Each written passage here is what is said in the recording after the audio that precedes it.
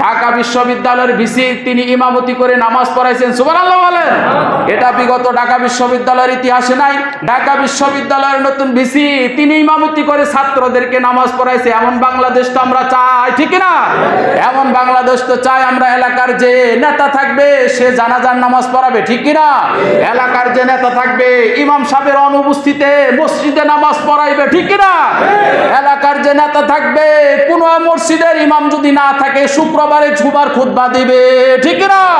তুমি কোরআন জানো না, হাদিস জানো না, ইমাম সাহেবের বল ধরো, তুমি কোরআন পড়ো না, হাদিস পড়ো না, এই মিয়াই করেন ওই করেন, তুমি এইভাবে নামাজ পড়ো ওইভাবে নামাজ পড়ো, কোরআনের কও জানো না।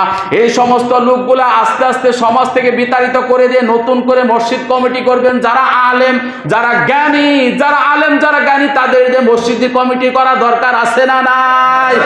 মসজিদ কমিটি, মসজিদের সভাপতি ইমাম সাহেব না থাকলে নামাজ পড়াবে, খুতবা দিবে, ওয়াজ করবে, মানুষদেরকে হেদায়েতের বাণী শোনাবে। আমরা এমন বাংলাদেশ তো চেয়েছিলাম। আমরা বিশ্বাস করি একদিন ইসলামের পতাকা এই বাংলার জমিনে পথ পথ করে উড়বে, ঠিক না?